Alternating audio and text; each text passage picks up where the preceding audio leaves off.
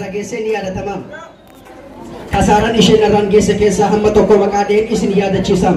Guyyatti kaardii majjaanaa kan birrii 8 isa si'a 3 guuttachuun yeroo hojii xiyyaa irra kufaatii fiduudhaan galgala si'a 3 guuttadhee osoo ishee waliin haasa'u yeroo hirriba qiyyaa ofirraa ajjeesuun guyyaa isheen ijaazaa galtu cufarraa huccuu haaraa uffachuun jimaa hidhaa takka bitadhee guroo irratti dabalachuun iddoo isheen jirtu deemee qama'uun ni yaadatamaa. Ifan deemee qama'ee boodas halkan hirriba dhabuun bakka dalagatti namaan wal dhabuu fi mindaan ani ji'atti harkadhu xiqqaachaa dhufuu fi kan kana fakkaatan akka narraan geesse akka na godhaa turte ragaa quubsan qabam. Saniifuu tarkaanfii akka irratti naaf fudhatanii barbaada jedhee waajjira gaafatee jiram. Koreen seera murtoo waajjira faamilii Sinimaa obbo Haji Badoo Baappaa Faanis akka jedhanii itti murteessu. Kaateenaan poolisii qulfiidhaan banama kan ati isheedhaan hiitee fidde immoo onnee kee qofaan banama waan ta'eef umrii ishii guutuu akkas wajjin jiraattu jedhanii itti murteessaniiti jiru.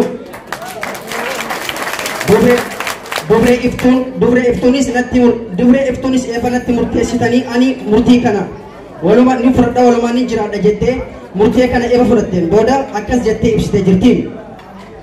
Garuu akkan isa waliin gammachuun jiraadhu yoo barbaadan warra keenyan hayyamanaaf gaafadhaa jettee himatteeti jirti.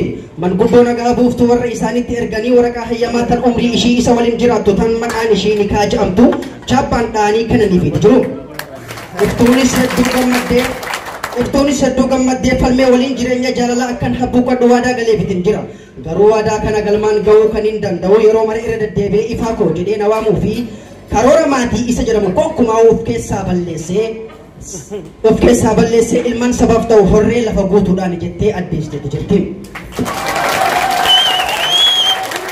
Oduuwwan hafaniif obbo Abdulafuuf Xaasoo waliin turtii gaarii.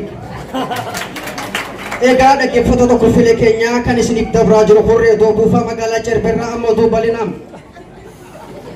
Biyya intarneet magaalaa Feesbuukaa jedhamtu keessatti namoonni kumaatamitti lakkaa'aman biyya intarneetaa magaalaa Feesbuukaa jedhamtu keessatti dhoolsi boombii uumamuun namoonni kumaatamitti lakkaa'aman dirmachuu boombii tanaatiif hedduu miidhamuudhaan hospitaala Maasenjira jedhamu keessatti walaanamaatti jiru. Oduuwwan hafaniif Wayzaroo Geetee Lulaa wajjin turtii gaarii.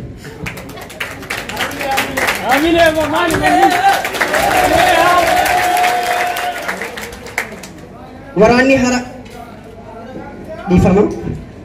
hararaa qeerroo teenya irratti dhukaasa banuun namoota kumaatamitti lakkaa'aman ammoo fi imimmaan irraa jiksaniitu jiru.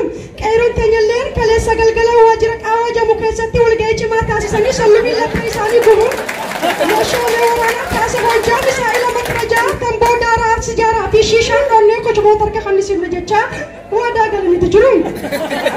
Waraanni hantuutaatis weerarsa darsa namaatti irraan gahaniitu jiru.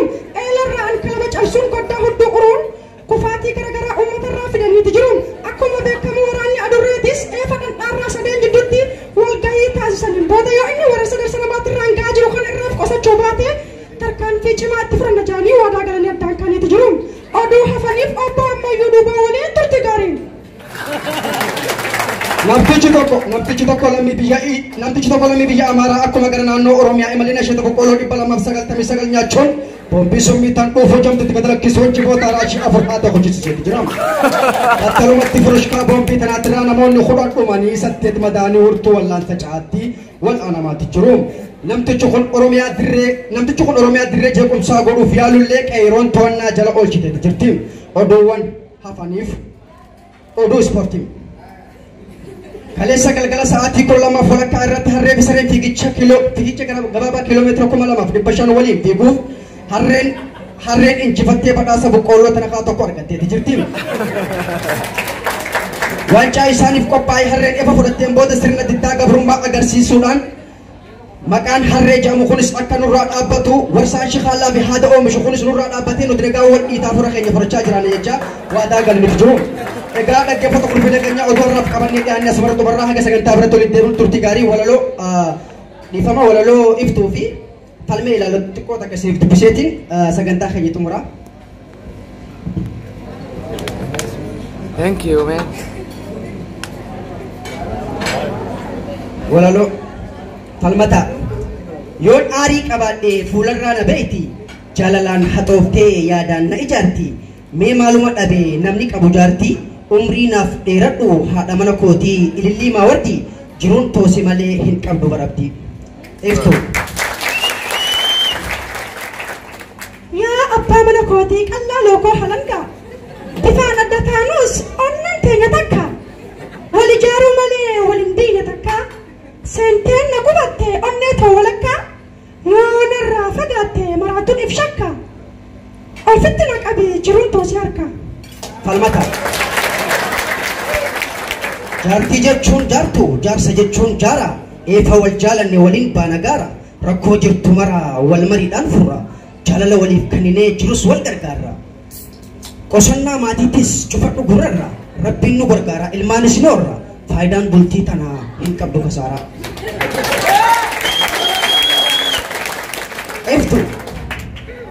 Rabbiin nuuf haa godhu bultii akkana biyyi keenya kan keessatti hojjetan ajaja rabbii keenya kan jaalala malee hin qabne hammeenya warra haqa walii eegee namaafis ta'uu fakkeenya. Egaa dhaggeeffattoota qulqullina keenyaa sagantaa keenyaa irraa qaban asumatti nurraa.